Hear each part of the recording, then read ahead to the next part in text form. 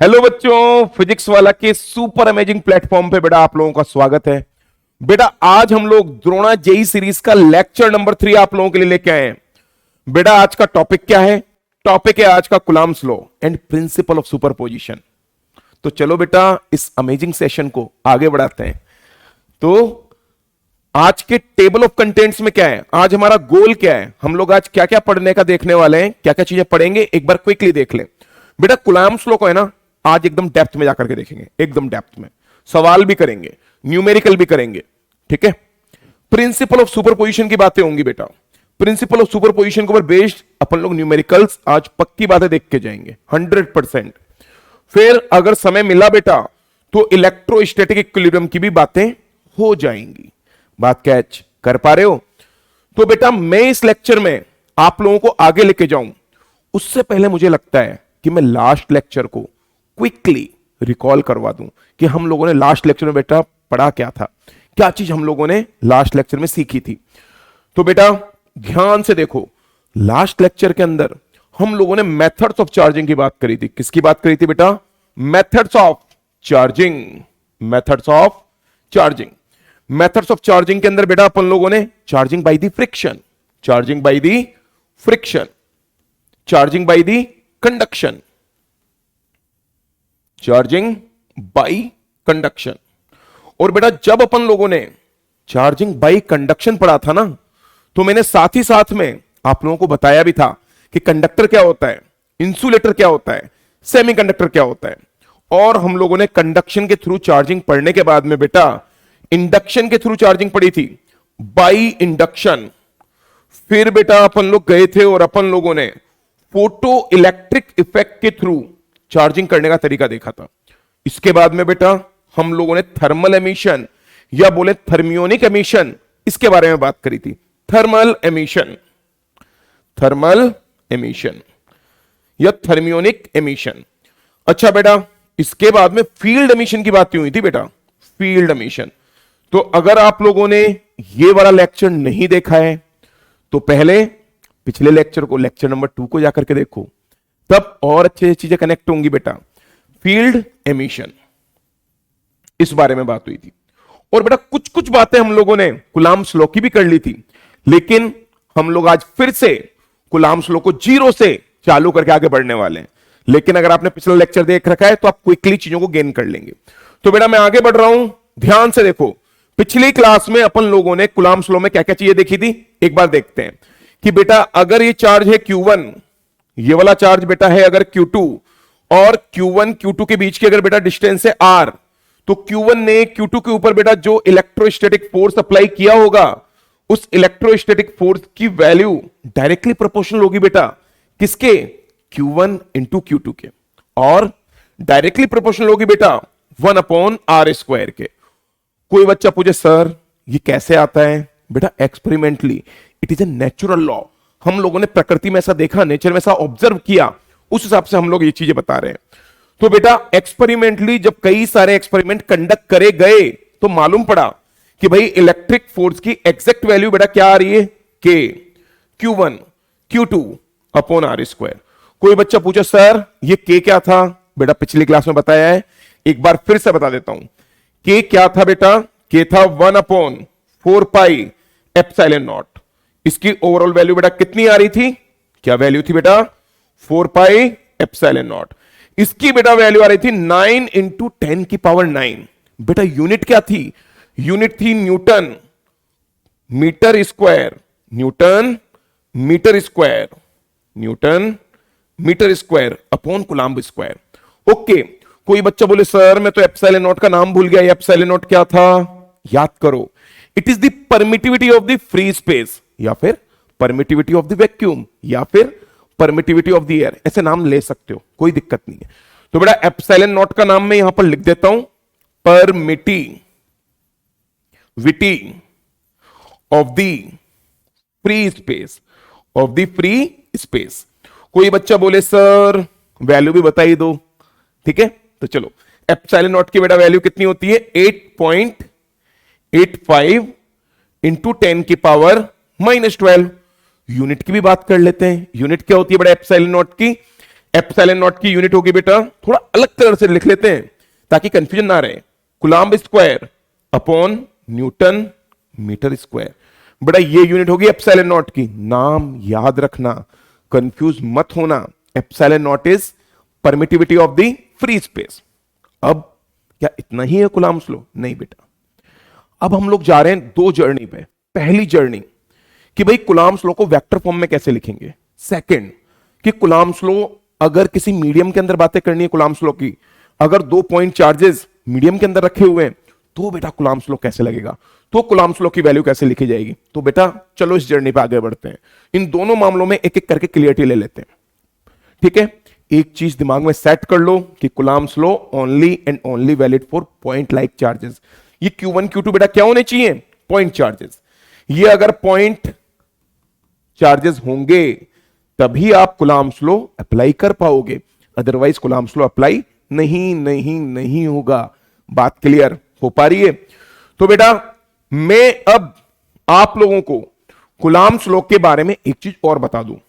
क्या आप लोगों ने न्यूटन के तीसरे नियम, न्यूटन थर्ड लॉ का नाम सुना है? For every action there must be equal and opposite reaction. मैं दोबारा से रिपीट कर रहा हूं, for every action there must be equal and opposite reaction. What is the meaning of that बेटा? What is the meaning of that? इसका मतलब यह है कि अगर बेटा Q1 चार्ज ने Q2 चार्ज के ऊपर अगर इस तरफ फोर्स लगाया तो Q2 ने Q1 के ऊपर बिल्कुल अपोजिट डायरेक्शन में सेम वैल्यू का फोर्स लगाया होगा। बात क्या हो पा रही है? एक्शन रिएक्शन पेयर बन रहे हैं बेटा। ये Q1 ने Q2 के ऊपर इधर Fe लगाया तो एक्शन रिएक्शन पेयर से Q2 ने Q1 के ऊपर अपोजिट डायरेक्शन में इधर Fe लगाया होगा। चलो ऐसा कर लेते हैं कि मान लो एक चार्ज है बेटा प्लस में, दूसरा चार्ज है बेटा माइनस में, तो फिर क्या होगा बेटा? अगर एक चार्ज प्लस में है Q1, दूसरा चार्ज माइनस में है माइनस Q2, तो बेटा अगर Q1 ने Q2 को अपने पास में अट्रैक्ट करा तो उतने ही फोर्स से Q2 ने Q1 को अपने पास में भी अट्रैक्ट करा होगा, सेम वैल्यू के force but in opposite direction. इस बात को बिल्कुल दिमाग में सेट कर लो, same force direction opposite, same force direction opposite. Clear है? आगे बढ़ जाए बेटा।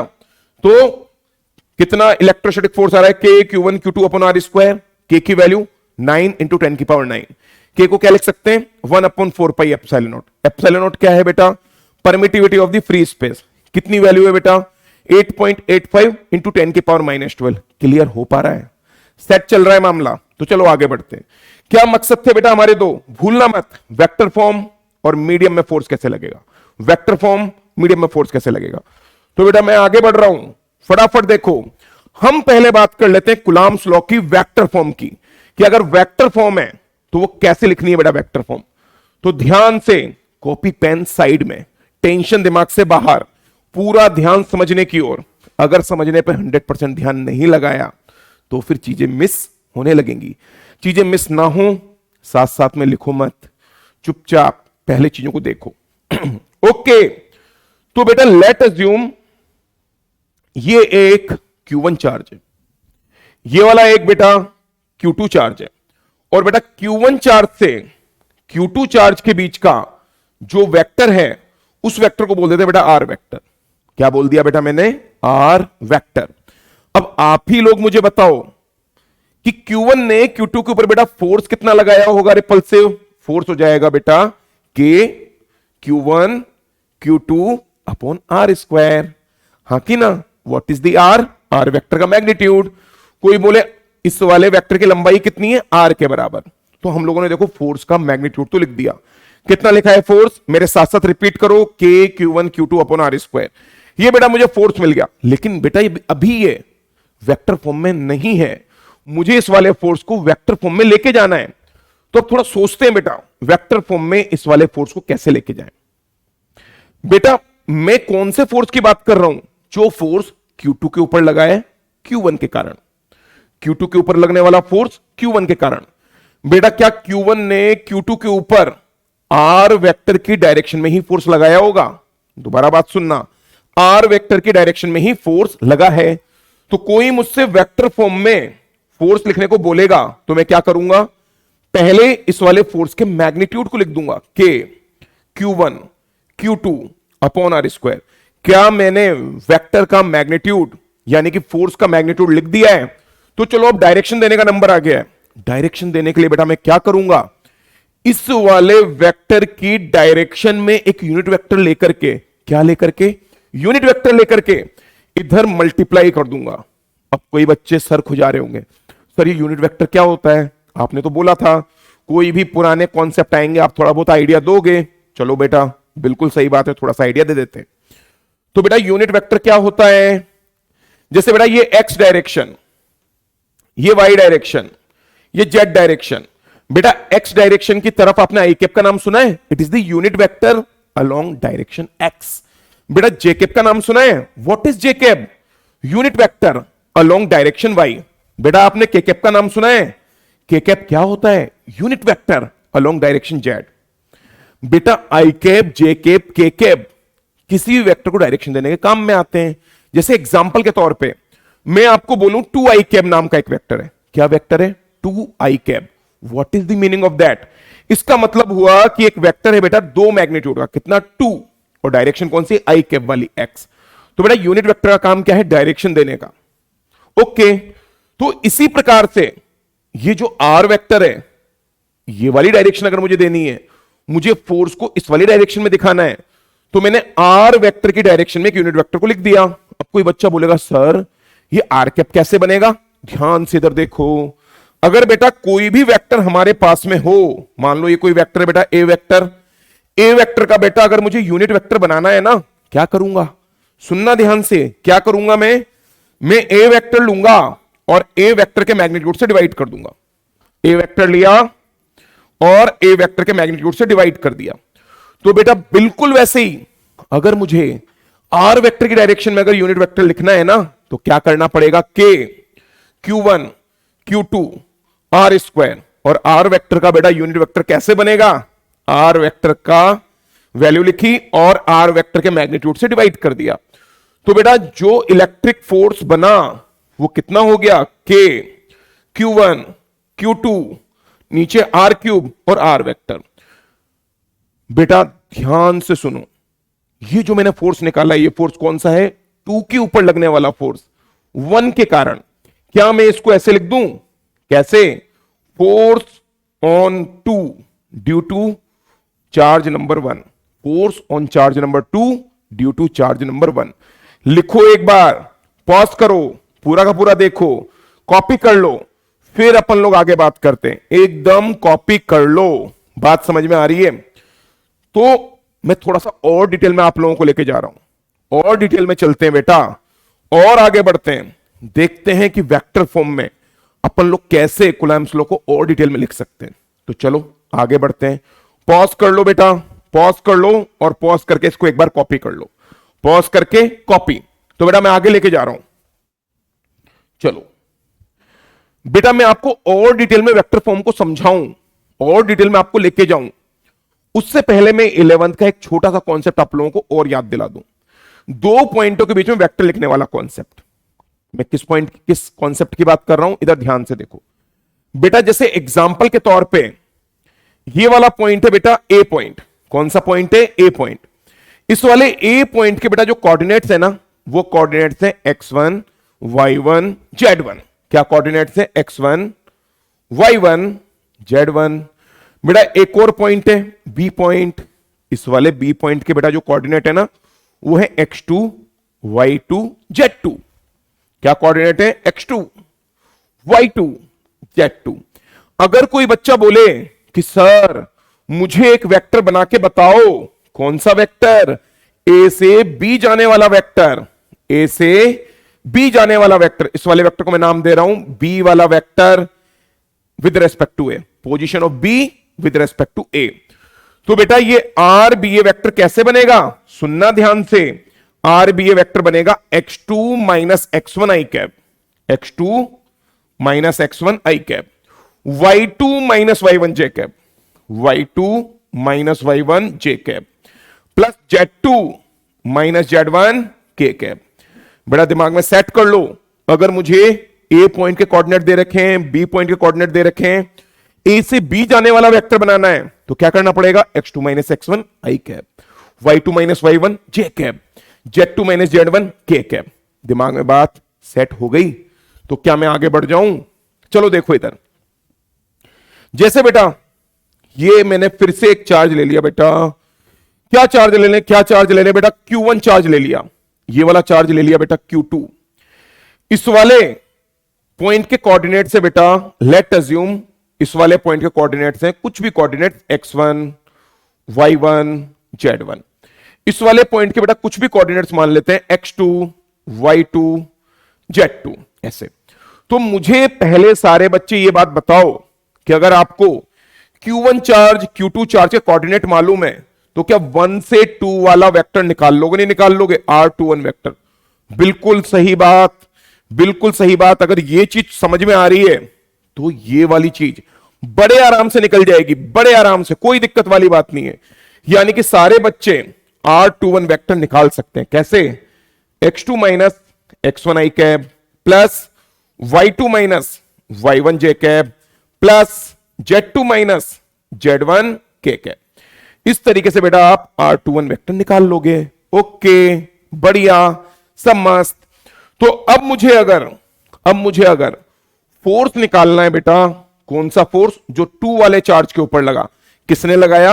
1 वाले चार्ज ने। तो F21 अगर फोर्स निकालना है तो क्या होता है बेटा फॉर्मूला? अभी अभी हम लोगों ने थोड़ी देर पहले क्या फॉर्मूला देखा है बेटा? हम लोगों ने फॉर्मूला देखा है K Q1 Q2 नीचे R का क्यूब और ऊपर R वेक्टर। जिन लोगों को ये वाला फॉर्मूला याद नहीं आ रहा, 4-5 मिनट पहले ही या 10-12 मिनट पहले हम लोगों ने देखा है, फटाफट देखो, ये दिख रहा है बेटा फॉर्मूला, ये देखो इधर, ये फॉर्मूला दिख रहा है। मैं इसी वेक्टर फॉर्म के फॉर्मूले को अप्लाई कर रहा हूं। तो बेटा हम लोगों ने क्या बोला? Q1 ने Q2 के ऊपर जो फोर्स लगाया वेक्टर फॉर्म में क्या हो गया? K Q1 Q2 upon R cube. और कौन सा वाला वेक्टर? ये वाला वेक्टर, यानी कि R21 वेक्टर, R21 वेक्टर। चलो इसको और डिटेल में लिख दें। तो चलो बेटा इसको और डिटेल में लिखते हैं। तो इसको और डिटेल में लिखोगे तो F21 vector, F21 vector, just minute, F21 vector बराबर व्हाट? K Q1 Q2 नीचे R का क्यूब। बेटा R21 वेक्टर क्या है? ये वाला वेक्टर। तो क्या पूरा का पूरा ये वाला वेक्टर उठा करके बेटा यहां रख दोगे, नहीं रख दोगे? क्या आंसर आ जाएगा, नहीं आ जाएगा? अब कई बच्चे बोलेंगे सर ये वाला R21 वेक्टर तो हम यहां पर रख देंगे, वो तो बात ठीक है, उसमें कोई दिक्कत नहीं है, लेकिन नीचे ये जो R वेक्टर का मैग्नीट्यूड है ना, ये R वेक्टर के मैग्नीट्यूड का जो क्यूब है, सर ये कैसे निकलेगा, ये कैसे निकालते हैं? तो बेटा मैं फिर से आप लोगों को बता दूं कि 2 पॉइंट के बीच में अगर कोई वेक्टर बनाया तो वेक्टर बेटा ऐसे बना। अगर इस वाले वेक्टर का मैग्नीट्यूड निकालना है ना बेटा, तो मैग्नीट्यूड कैसे निकलेगा? आई कैप के आगे जो कोफिशिएंट है इसका स्क्वायर कर दो, जे कैप के आगे जो कोफिशिएंट है बेटा इसका भी स्क्वायर कर दो, के कैप के आगे जो कोफिशिएंट है इसका भी स्क्वायर कर दो, जोड़ दो, अंडर रूट लगा दो। What is the meaning of that? सुनना ध्यान से। x2 माइनस x1 का स्क्वायर, y2 माइनस y1 का स्क्वायर, z2 माइनस z1 का स्क्वायर, जोड़ा, अंडर रूट लगा दिया। क्या बेटा हम लोगों को वेक्टर का मैग्नीट्यूड मिल गया है? तो बिल्कुल इसी तरीके से हम लोग इस वाले वेक्टर का मैग्नीट्यूड निकाल लेंगे, यहां पर रख देंगे, क्यूब उसका कर देंगे। बात क्लियर है? कोई बच्चा बोले नहीं सर नहीं हो रहा क्लियर, दिक्कत हो रही है। बेटा चलो एक सवाल ले लेते हैं, सवाल से एकदम एकदम एकदम अल्ट्रा क्लियर कर देंगे। क्लियर ही नहीं, अल्ट्रा क्लियर, एकदम कंफर्म तौर पे गारंटी ले रहा हूं। बस पॉज करो इसको, मैं साइड हो जाता हूं बेटा, पॉज कर लो स्क्रीन को, देखो एक बार मैंने क्या लिखा है, पॉज कर ले, एक बार देखें कि मैंने क्या लिखा है, पॉज करके एक बार इसको देखें ध्यान से, क्या लिख लिया है मैंने। तो बेटा आप लोगों ने लिख लिया ये, तो चलो आगे बढ़ते हैं, एक न्यूमेरिकल ले लेते हैं, पूरा वेक्टर फॉर्म का मामला ही सेट हो जाएगा, कोई दिक्कत नहीं है। चुपचाप ध्यान लगा के बस इधर देखो, बस पेन वैन साइड में रख दो, जो मैं बता रहा हूं उस पर ध्यान लगाओ, तभी मजा आएगा। ठीक है, जब मैं लिखने को बोलता हूं तब लिखेंगे, जब सुनने को बोलता हूं तब सुनेंगे। तो बेटा इधर बात सुने, जैसे बेटा ये एक चार्ज ले लिया अपन लोगों ने, चलो भाई डाटा में परेशान नहीं करते हैं, इस चार्ज को एकदम सिंपल सा ले लेते हैं। क्या ले लें बेटा इस वाले चार्ज को? 1 कूलम। इससे सिंपल तो क्या ही ले यार, 1 कूलम चार्ज ले लिया। लो एक और चार्ज ले लेते हैं बेटा 2 कूलम। सिंपल, ज्यादा कैलकुलेशन में नहीं होना तंग, और सवाल में कैलकुलेशन में परेशान होंगे तब का तब देखेंगे, अपन तो सिंपल ही लेंगे। 1 कूलम 2 कूलम। बेटा ये वाला पॉइंट हो गया, लेट एज्यूम 2, 3, 7। और बेटा ये वाला पॉइंट हो गया, कितना ले लें बेटा ये वाला पॉइंट? 5, 7, 7। बेटा मैंने ये 2 पॉइंट ले लिए। इस वाले चार्ज को बेटा बोल रहे हैं Q1 चार्ज, इस वाले चार्ज को बोल रहे हैं बेटा Q2 चार्ज। और कोई आपसे पूछे, क्या पूछे कोई आपसे कि फोर्स बताओ 2 वाले चार्ज पे 1 वाले चार्ज के कारण, फोर्स ऑन 2 ड्यू टू 1। तो बेटा सारे बच्चे मुझे ये बताओ, सारे बच्चे इधर बताओ देख के, क्या 1 वाला चार्ज 2 वाले चार्ज पे बेटा इधर फोर्स लगाएगा नहीं लगाएगा? हां कि ना? तो अगर मुझे ये वाले वेक्टर की डायरेक्शन मालूम है, क्या मुझे फोर्स की डायरेक्शन में मिल जाएगी? इस वाले वेक्टर को बेटा क्या बोलेंगे, ध्यान से सुनना, vector of 2 charge with respect to 1, या अपन इसको ऐसे बोलें, position vector of charge number 2 with respect to 1, यानी कि R21 वेक्टर। क्या बोलेंगे बेटा? R21 vector. कैसे निकालेंगे बेटा R21 वेक्टर की वैल्यू? क्या सिखाया था बेटा आप लोगों को? ध्यान से देखो, R21 वेक्टर लिखना कैसे बताया था? x2 minus x1 i cap, यानी कि 5 minus 2 i cap, y2 minus y1 j cap, यानी कि बेटा 7 minus 3 j cap, z2 minus z1 k cap, यानी कि 7 माइनस 7 k कैप। बेटा ये वाला वेक्टर क्या आ गया? फटाफट देखो ये वाला वेक्टर क्या आ गया बेटा? 3i cap plus 4j cap. हाँ कि ना? 3i cap plus 4j cap. मुझे ये वाला वेक्टर मिल गया। कोई बोले कि इस वाले वेक्टर का मैग्नीट्यूड भी निकाल दो, तो चलो भाई मैग्नीट्यूड कैसे निकालते हैं? आई कैप के आगे 3, 3 का स्क्वायर, जे कैप के आगे 4, 4 का स्क्वायर, जोड़ के अंडर रूट लगाया, वैल्यू कितनी आ गई? 5। यानी कि बेटा इस वाले वेक्टर की डिस्टेंस कितनी है, लेंथ कितनी है बेटा? 5। तो चलो अब फटाफट ये वाला फोर्स वेक्टर फॉर्म में लिख देते हैं, K Q1 Q2 R का क्यूब R वेक्टर। बात क्या छुपा पा रही है? R का क्यूब R वेक्टर। तो बेटा K की जगह पे क्या रखा हम लोगों ने? 9 इंटू 10 की पावर 9। बात क्या छुपा पा रही है? चार्ज नंबर 1 कितना है बेटा? 1। चार्ज नंबर 2 कितना है बेटा? 2। डिस्टेंस कितनी हो गई बेटा? यहां से यहां तक की डिस्टेंस कितनी हो गई? 5। तो 5 का क्यूब। और R वेक्टर बेटा खुद कितना है? ये रहा R वेक्टर। देखो इधर, इधर वाला वेक्टर कितना हो गया बेटा? 3i cap plus 4j cap, 3i cap plus 4j cap. इस वाली कैलकुलेशन को आप लोग सिंप्लीफाई करना, थोड़ा कैलकुलेशन करो। कैसे करोगे कैलकुलेशन? इसको 5 5 5 3 बार मल्टीप्लाई हो जाएगा बेटा 125। 9 इंटू 2 18, 18 अपॉन 125। थोड़ा पॉइंट वगैरह में आंसर आएगा, आई थिंक आप लोग निकाल लोगे, कोई दिक्कत वाली बात नहीं। अच्छा अब एक और इंपॉर्टेंट बात सुनो, एकदम ध्यान लगा के बात सुनो। क्या अगर कोई आपसे पूछे कि ठीक है सर Q1 के कारण Q2 के ऊपर फोर्स तो निकाल दिया, लेकिन क्या Q2 ने Q1 के ऊपर फोर्स जो लगाया वो भी निकाल सकते हैं क्या? एकदम इजी। क्या मैंने एक्शन रिएक्शन पेयर का नाम लिया था? What is the meaning of that? कि Q1 ने Q2 के ऊपर जितना फोर्स लगाया उसका जस्ट अपोजिट में फोर्स लगेगा Q1 के ऊपर। हां कि ना? बिल्कुल अपोजिट में फोर्स लगेगा Q1 के ऊपर।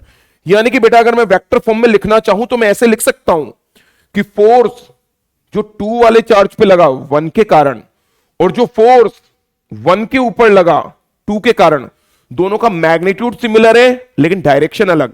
यानी कि एक वेक्टर प्लस में होगा तो दूसरा वेक्टर माइनस में, यानी कि माइनस लगा के दोनों को बराबर कर सकते हैं। व्हाट इज द मीनिंग जो मैं आपको समझाना चाह रहा हूं? समझो ध्यान से। एक फोर्स इधर, दूसरा फोर्स इधर। एक फोर्स का वेक्टर अगर है ए वेक्टर तो दूसरे फोर्स का वेक्टर हो जाएगा बेटा माइनस ए वेक्टर। इसलिए जब आप एक माइनस लगाओगे तब दोनों फोर्सेस बराबर हो जाएंगे। एग्री कर पा रहे हो? या फिर ऐसे बोलो कि ये वाला फोर्स एफ तो ये वाला फोर्स माइनस एफ। कैच कर पा रहे हो? नहीं कर पा रहे हो? तो हम लोगों ने क्या बोला? F21 वेक्टर बराबर माइनस का F12 वेक्टर। अब इसका यूज कैसे करेंगे? ये वाला फोर्स आपने जो निकाला है इसके आगे बस माइनस साइन लगा दो। आपका काम बन जाएगा। आपको 1 वाले चार्ज के ऊपर बेटा फोर्स बड़े आराम से मिल जाएगा, कोई दिक्कत वाली बात है ही नहीं। बात कैच हो पा रही होगी? फटाफट नोट डाउन करो, मैं साइड हो जाता हूं बेटा, फटाफट नोट डाउन करो। तो बेटा लिख लिया आप लोगों ने? अगर आप लोगों ने लिख लिया है बेटा, तो अब एक और इंपॉर्टेंट बात पे चलते हैं। कई बच्चे कह रहे होंगे सर ये क्या हो रहा है, क्या चार्ज हमेशा प्लस प्लस की होंगे, क्या हमेशा रिपेल ही करेंगे? अट्रैक्ट भी तो करते हैं, बिल्कुल करते हैं अट्रैक्ट। चलो उसकी भी बात कर लेते हैं, एक एक करके, एक छोटे छोटे कॉन्सेप्ट बिल्ड करके जब अपन लोग इकट्ठे करेंगे तब चीजें आसान लगेंगी। तो अपन लोगों ने अभी तक क्या सीखा? नॉर्मल कूलम्ब्स लॉ की बात करी, उसकी वेक्टर फॉर्म समझ ली। अब अगर एक चार्ज प्लस एक चार्ज माइनस, फोर्स अगर अट्रैक्टिव हुआ तो क्या करना है, वो बात भी मैं अगले पेज पे जाकर के आप लोगों को समझा रहा हूं। ध्यान से देखो बेटा, ध्यान से देखो इधर। अगर बेटा ये Q1 चार्ज है, बेटा ये वाला Q2 चार्ज है, बेटा ये वाला R वेक्टर है, और आप लोगों को बेटा अगर F वेक्टर लिखना है, कैसे लिखते हैं बेटा F vector? K Q1 Q2 R square R vector का कैप, या फिर K Q1 Q2 R का क्यूब R वेक्टर। साथ में स्पेशली मेंशन कर लो, अपनी कॉपी में लिख लो कि Q1 Q2 की वैल्यू बेटा विद साइन रखेंगे, with positive and negative sign. यानी कि अगर एक चार्ज प्लस में हुआ तो प्लस में, माइनस में हुआ तो माइनस में। तो बेटा अब आप ही सोचो, अगर एक चार्ज प्लस एक चार्ज माइनस, यहां पर एक वैल्यू प्लस एक वैल्यू माइनस, क्या एक जो माइनस साइन आएगा वो इस वाले वेक्टर से मल्टीप्लाई होके जो फोर्स की डायरेक्शन इधर थी क्या पलट के पीछे हो जाएगी? नहीं हो जाएगी? दोबारा बात सुनो, अगर एक चार्ज प्लस एक चार्ज माइनस, तो आप एक जगह लिखोगे प्लस एक जगह लिखोगे माइनस, तो माइनस साइन जाएगा, आर वेक्टर के आगे लगेगा, इस वाले आर वेक्टर को पलट के पीछे की डायरेक्शन दे देगा। आपका फोर्स जो आगे था वो पीछे हो जाएगा, क्योंकि एक चार्ज है प्लस में एक चार्ज है माइनस में। तो यहां पर लिख लो we will put the values of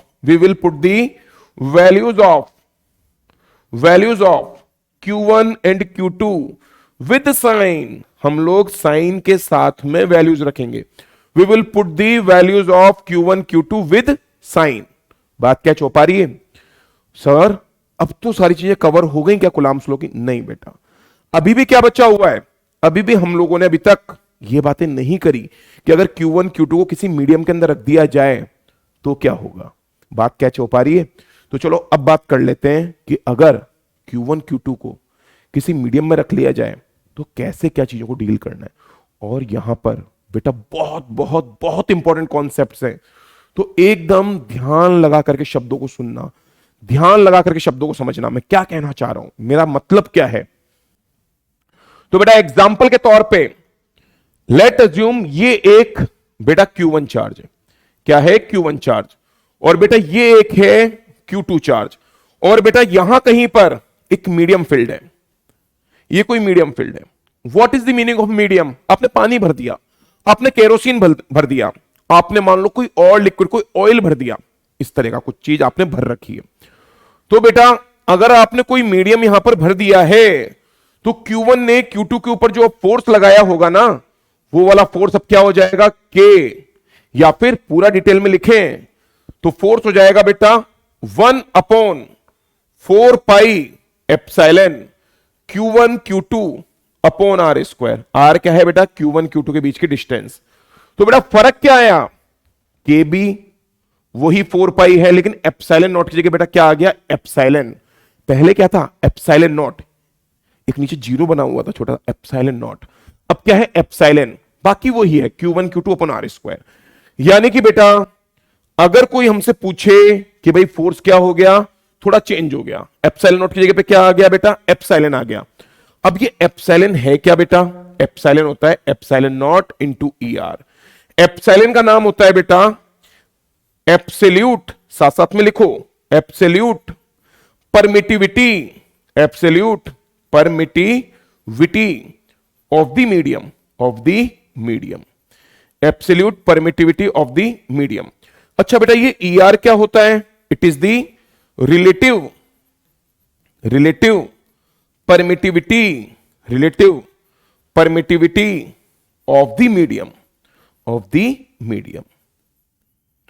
sir ये ई आर और ई किस चीज के ऊपर डिपेंड करेंगे? बेटा मेटेरियल कैसा भरा है।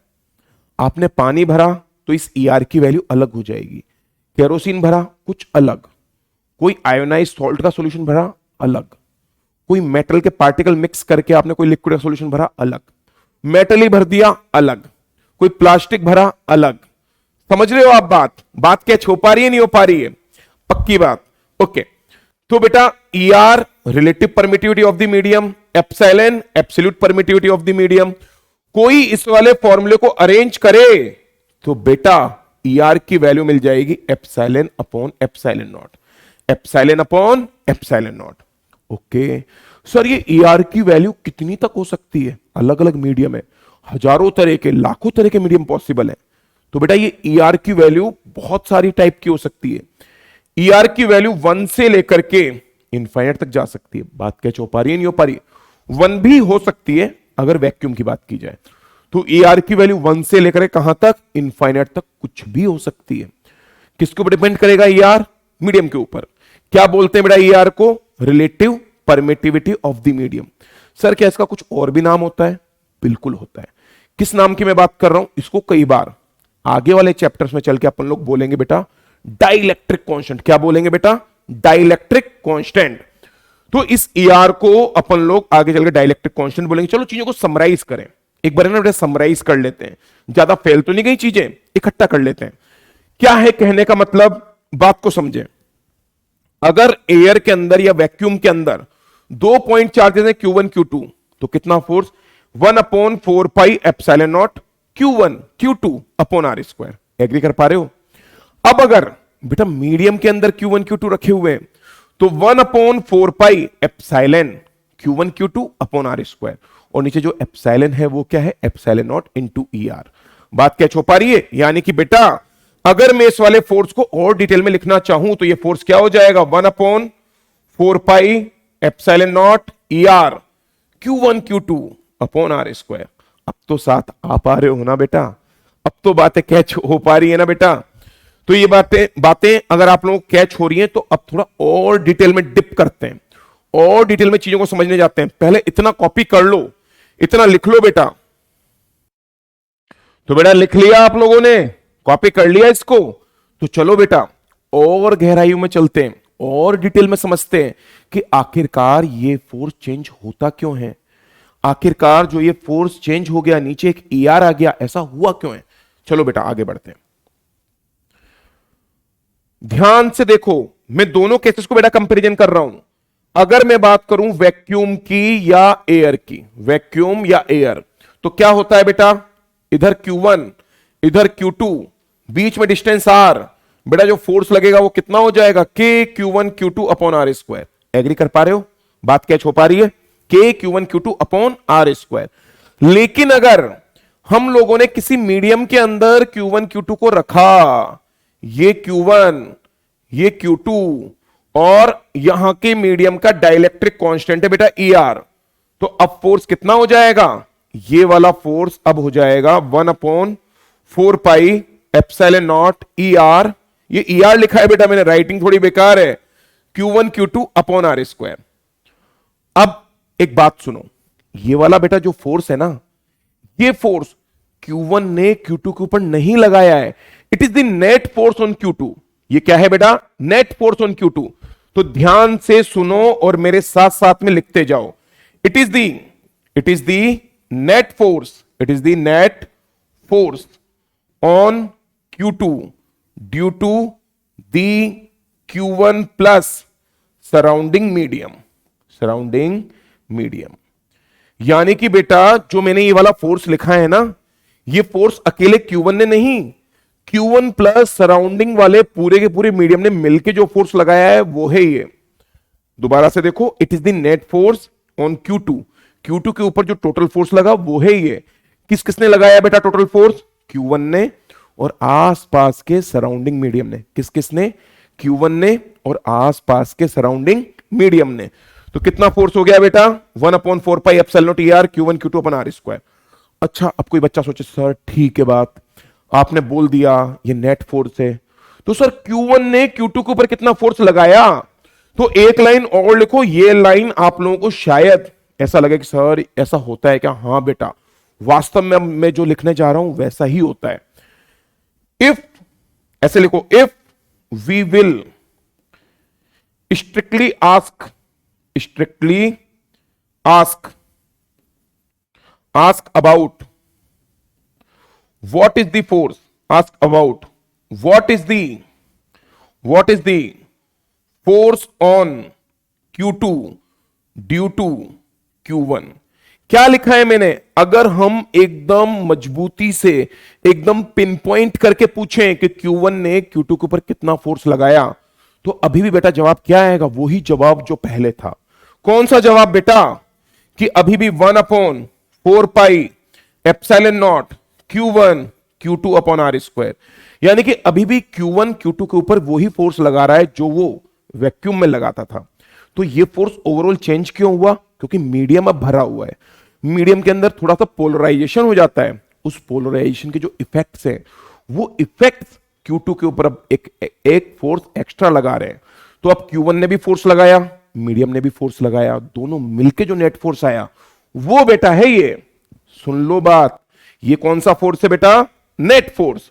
Q1 ने कितना लगाया Q2 के ऊपर? वही फोर्स जो वैक्यूम में लगाता था। तो ये फोर्स चेंज क्यों हुआ? क्योंकि सराउंडिंग मीडियम पोलराइज हो गया है।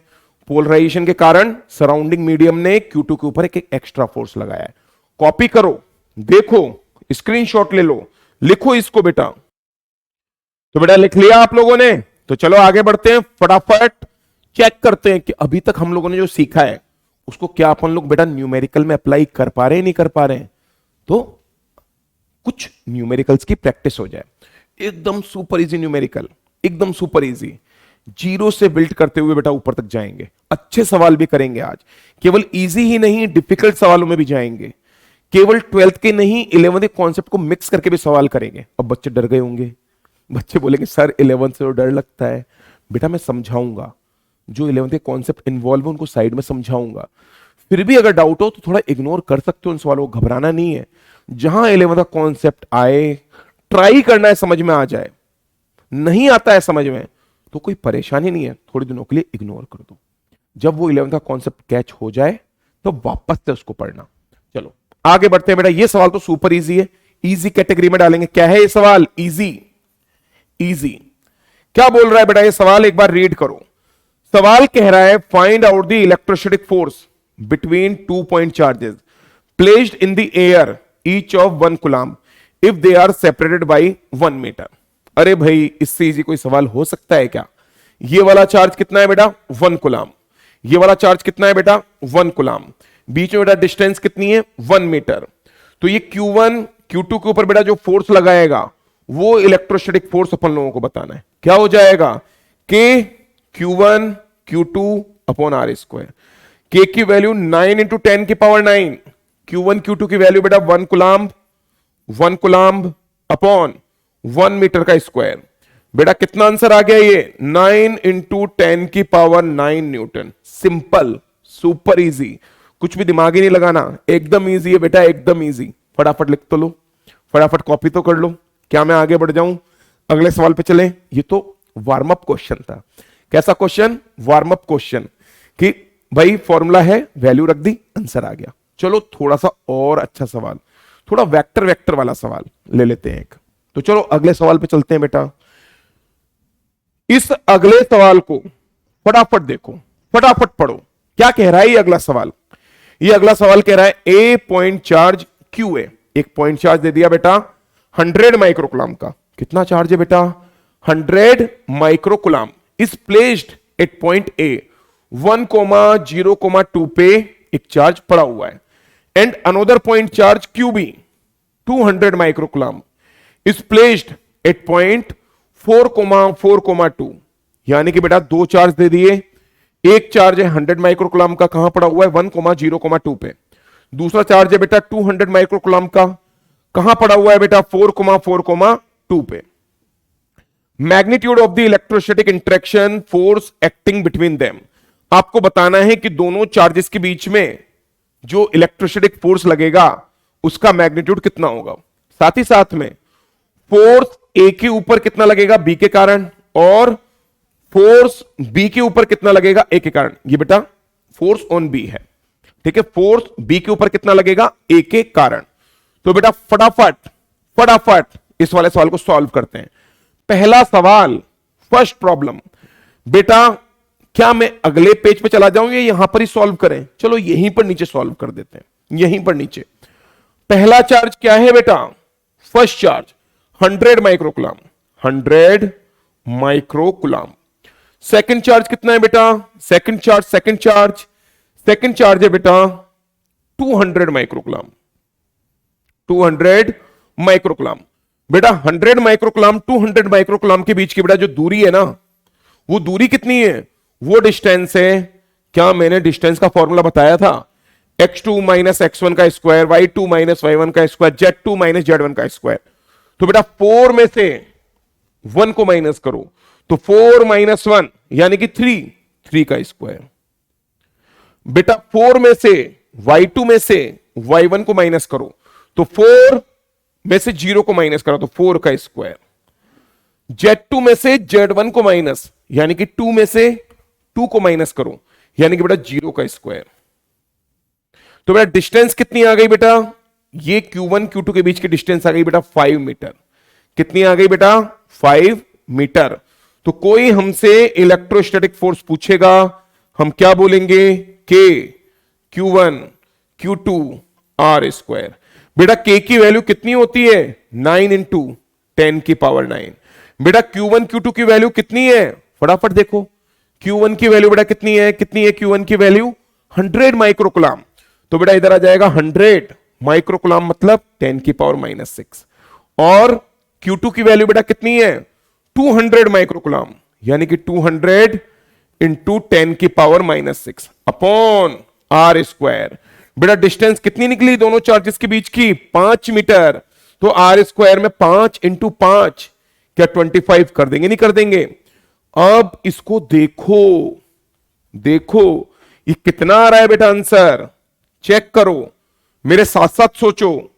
बेटा 10 की पावर -6, 10 की पावर -6 मिलके हो गई 10 की पावर -12 और 2 0 2 0 10 की पावर -8 बन गया, 10 की पावर -8, 10 की पावर 9 और 10 की पावर 8 मिलके बन गया 10।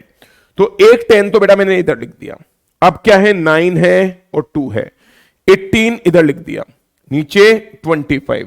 बेटा ये वाली वैल्यू रफली कैलकुलेट करना 7.2 न्यूटन के आसपास की कुछ आ रही होगी। कितनी आ रही है बेटा, 7.2 न्यूटन, 7.2 न्यूटन। बात क्या चौपा रही है। तो हम लोगों को पहला सवाल का आंसर मिल चुका है। कितना आंसर है, 7.2 न्यूटन। अब चलते हैं बेटा सेकंड सवाल के ऊपर। तो सेकंड सवाल में बेटा वेक्टर के अंदर आंसर निकालना है। Force on A due to B, force on B due to A, vector form में आंसर निकालेंगे बेटा। तो क्या मैं अगले पेज के ऊपर मूव कर जाऊं, चलो मूव करते हैं। लिख लो इसको, देख लो, बिल्कुल सिंपल सवाल है। दोनों पॉइंट के बीच की डिस्टेंस कितनी आ गई, 5 मीटर। चार्ज कितना है, 100 माइक्रोकुलाम 200 माइक्रोकुलाम। के Q1 Q2 upon R square का फॉर्मूला लगाया, सुपर इजी काम बन गया, कोई दिक्कत नहीं हुई, एकदम इजी, कोई समस्या नहीं है। फटाफट कॉपी तो करो, मैं तब तक पानी पी लेता हूं।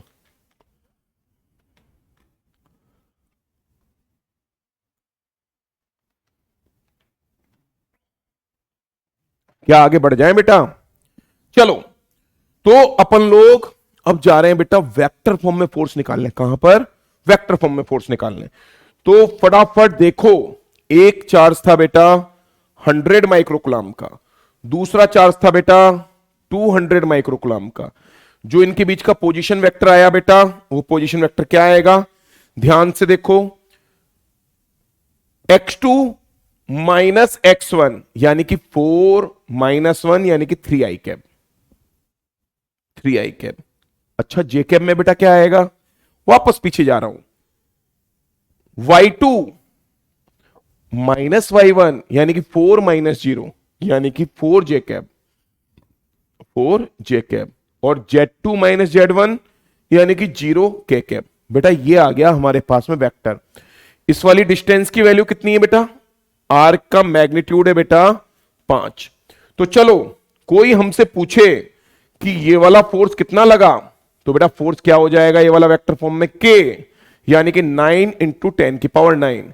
Q1 कितना हो गया, चलो Q1 Q2 लिख देते हैं, वैल्यू तो पहले ही निकाल चुके हैं ना यार, R square into R cap.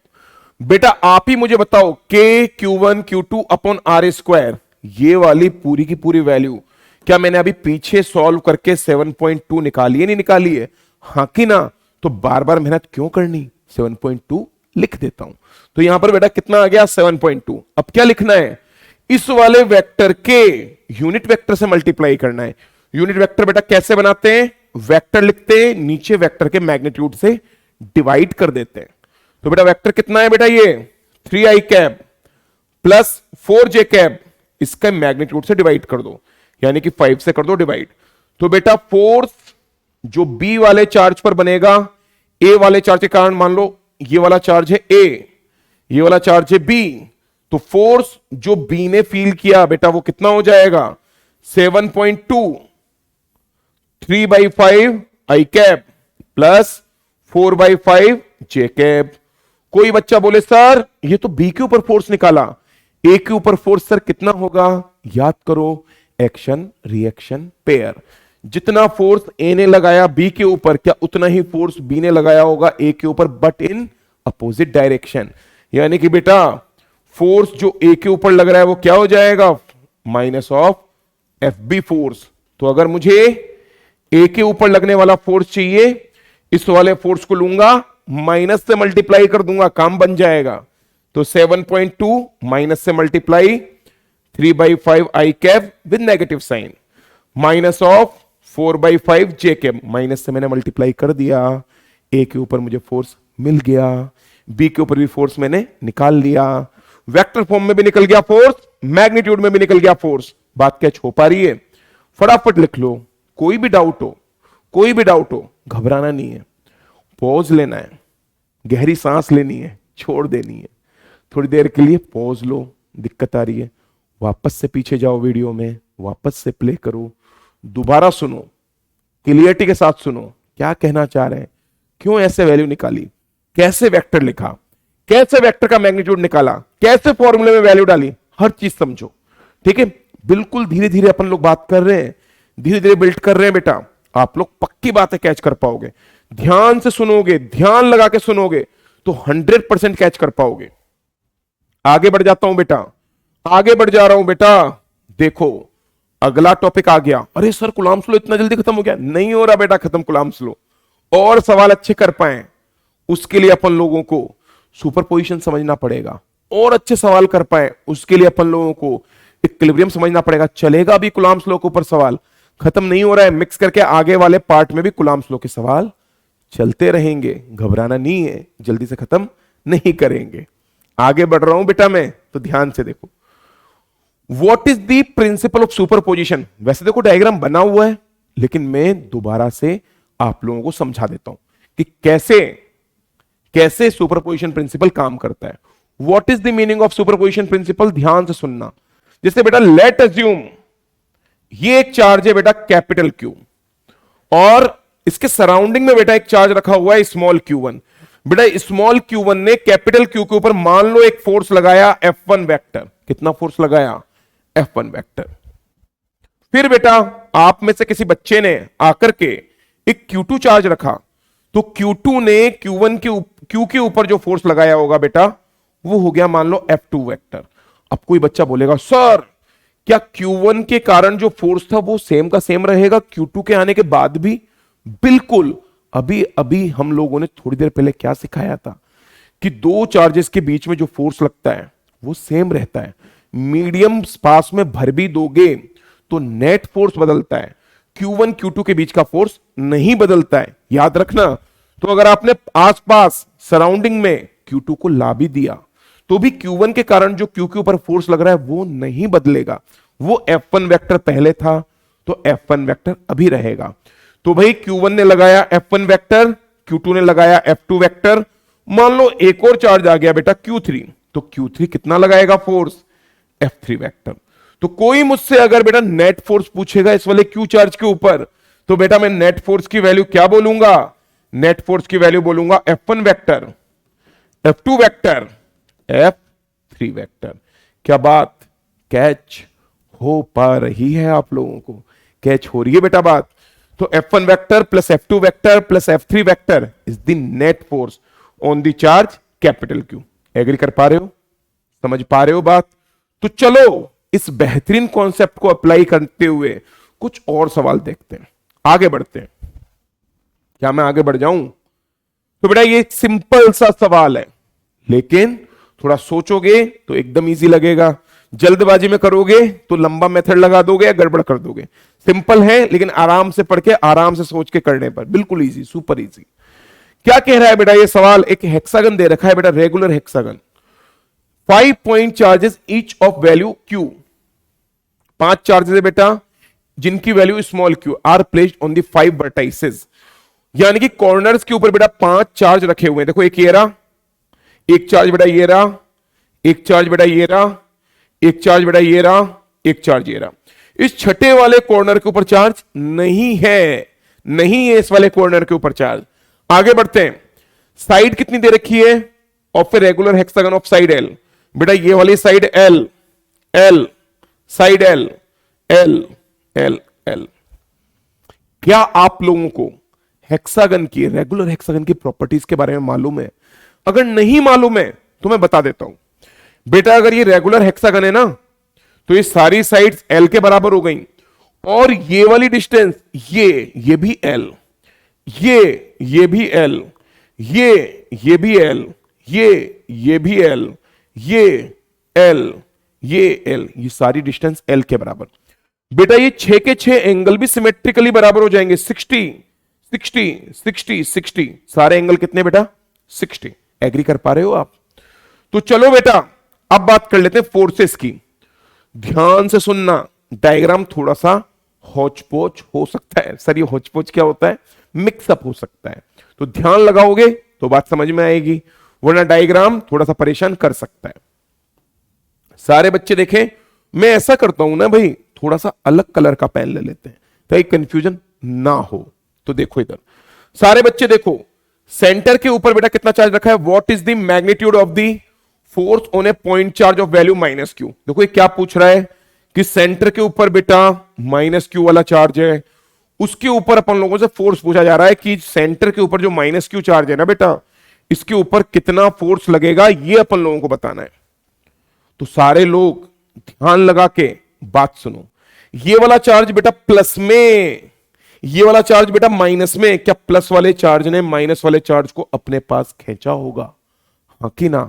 मान लो कोई फोर्स लगाया F, बेटा ये वाला भी चार्ज क्या है? प्लस क्यू, इधर क्या है? Minus Q. अगर इस वाले प्लस क्यू ने F फोर्स लगाया, तो क्या इस वाले प्लस क्यू ने भी F फोर्स लगाया होगा? ओके बेटा इधर भी क्या है? Plus Q. तो अगर इन क्यू ने F फोर्स लगाया, तो इस वाले क्यू ने भी माइनस क्यू को अपने पास में F फोर्स से खींचा होगा। करेक्ट बात है बेटा। तो ये वाला क्यू भी अपने पास में F फोर्स से खींचेगा। करेक्ट बात है बेटा। ये वाला क्यू भी अपने पास में F फोर्स से खींचेगा। एकदम करेक्ट, एकदम सही। ओके, क्या इधर भी कोई फोर्स चार्ज रखा हुआ है? नहीं। क्या इधर कोई फोर्स लगेगा? नहीं, चार्ज ही नहीं है, कौन लगाएगा फोर्स? तो अब बेटा ध्यान से देखो, बेटा इधर वाले F फोर्स को क्या इधर वाला F फोर्स काट रहा है? अपोजिट फोर्स, बराबर वैल्यू, कट जाएगा। बेटा इस वाले फोर्स को इधर वाला फोर्स काट रहा है, बिल्कुल कट जाएगा, कोई दिक्कत नहीं है, एकदम कट जाएगा, कोई समस्या नहीं है बेटा। तो ये 4 फोर्स तो कट गए, बचा कौन सा फोर्स? अकेला ये वाला, अकेला ये वाला फोर्स बेटा। यानी कि बेटा O वाले पॉइंट पर एक माइनस क्यू चार्ज पड़ा हुआ है, बेटा D वाले पॉइंट पर एक बेटा क्यू चार्ज रखा हुआ है, और बेटा O से D के बीच की दूरी बेटा L है। तो बेटा मुझे ये बताओ, इस वाले क्यू ने इस वाले माइनस क्यू को कितने फोर्स से खींचा होगा, कितना फोर्स लगाया होगा? चलो एक बार चेक कर लेते हैं। तो बेटा ये वाला जो फोर्स है ना, मेरे साथ साथ लिखो K, ये वाला चार्ज Q, ये वाला चार्ज Q। अब कई बच्चे परेशान हो गए होंगे, सर ये तो माइनस क्यू है। बेटा एक प्लस एक माइनस फोर्स अट्रैक्टिव डायरेक्शन में ऑलरेडी अट्रैक्टिव लगा चुका हूं, अब मैं केवल मैग्नीट्यूड लिख रहा हूं। तो मैग्नीट्यूड लिखने के लिए मुझे माइनस क्यू नहीं, उसका मैग्नीट्यूड लिखना है। डायरेक्शन मैंने ऑलरेडी अट्रैक्टिव टाइप वाली सेट कर दी है। तो के क्यू क्यू, बेटा डिस्टेंस कितनी है एल, एल का स्क्वायर, के क्यू1 क्यू2 अपॉन आर स्क्वायर, फॉर्मूला लगा दिया, आंसर आ गया। बेटा ये वाला फोर्स लगेगा किधर, ओ से डी की तरफ, तो चाहो तो लिख दो अलोंग ओडी, ओ से डी की तरफ ये वाला फोर्स लगने वाला है। सवाल को पढ़ो, अगर कोई भी डाउट हो रहा है बेटा सवाल को पढ़ो। मैं साइड हो जाता हूं, स्क्रीनशॉट ले लो, सवाल को पढ़ेंगे, वापस से डायग्राम देखेंगे, वापस से समझेंगे कि कैसे हम लोगों ने सुपरपोजिशन प्रिंसिपल को अप्लाई किया, कैसे चार फोर्सेस कट गए, कैसे एक ही फोर्स बचा, कैसे मैंने इस रेगुलर हेक्सागन के अंदर ज्योमेट्री लगा करके बताया कि ये भी एल ही है। सोचना इस बारे में, रेगुलर हेक्सागन के बारे में थोड़ी ज्योमेट्री लगाओ, चीजें क्लिक करने लगेंगी। देखो कभी भी कोई भी बात अगर समझ में नहीं आ रही है ना, तो या तो अपन ध्यान से सुन नहीं रहे, या अपन लोग ट्राई नहीं कर रहे हैं खुद से सॉल्व करने का, ट्राई नहीं कर रहे हैं खुद से ज्योमेट्री लगाने का, ट्राई नहीं कर रहे हैं खुद से डायग्राम बनाने का। अगर आपने सब काम करे हैं तो हो ही नहीं सकता, आपको समझ में ना आए, हो ही नहीं सकता। ठीक है, आगे बढ़ जाएं बेटा, आगे बढ़ जाते हैं। तो बेटा ये सवाल ठीक ठीक था, कोई बहुत डिफिकल्ट नहीं, इजी सवाल में काउंट करेंगे, इजी। बेटा आगे आने वाले सेशंस के अंदर अपन लोग पीवाईक्यूज भी लाएंगे, मेंस के भी एडवांस के भी। ठीक है, वेट करते जाओ, बेहतरीन बेहतरीन सवाल आने वाले। तो बेटा आगे बढ़ रहा हूं मैं, अगला सवाल देखो, ये भी इजी सवाल है, लेकिन इसका जो अगला भाग है, अगला सवाल है, वो अच्छा है। इस सवाल में बेटा क्या कह रहा है ये, consider 3 point charges each having charge small Q. ठीक है, at the vertices of the equilateral triangle. ये एक इक्विलेटरल ट्राइंगल है एल साइड का, साइड कितनी है बेटा इसकी एल, कॉर्नर्स के ऊपर बेटा चार्ज कितना रखा हुआ है क्यू, क्यू क्यू, ये कॉर्नर्स के ऊपर बेटा चार्ज हो गए। और क्या बोल रखा है, what is the force on charge capital Q, capital Q बेटा कहां पर है, सेंट्रोइड के ऊपर, charge on the centroid is capital Q with the same sign, यानी कि बेटा ये अगर प्लस में, तो बीच वाला चार्ज भी कैसा हो जाएगा बेटा प्लस में, बीच वाला चार्ज भी कैसा हो जाएगा प्लस में ही। Okay, placed at the centroid of the triangle as shown in the figure. तो बेटा बिल्कुल सिंपल है, एकदम इजी है। देखो वैसे तो अगर आपको सेंट्रोइड के बारे में ज्यादा ज्योमेट्रिकल जानकारी ना हो तो भी सॉल्व कर सकते हो जाएगा, बिना कोई ज्यादा ज्योमेट्री के जाने भी ये वाला सवाल कर पाओगे। लेकिन फिर भी मैं थोड़ा सा सेंट्रोइड के बारे में, इक्विलेटरल ट्राइंगल के सेंट्रोइड के बारे में थोड़ी सी जानकारी दे देता हूं। तो ध्यान से देखो मैं क्या बात कर रहा हूं, मैं अगले पेज पे जा रहा हूं, थोड़ा सा सेंट्रोइड के बारे में, सेंट्रोइड की डिस्टेंस बेटा वर्टाइसिस से कितनी होती है इस बारे में आपको जानकारी दे रहा हूं। तो सारे बच्चे इधर देखो बेटा, मान लो ये एक इक्विलेटरल ट्राइंगल है, ये एक बेटा इक्विलेटरल ट्राइंगल हो गया।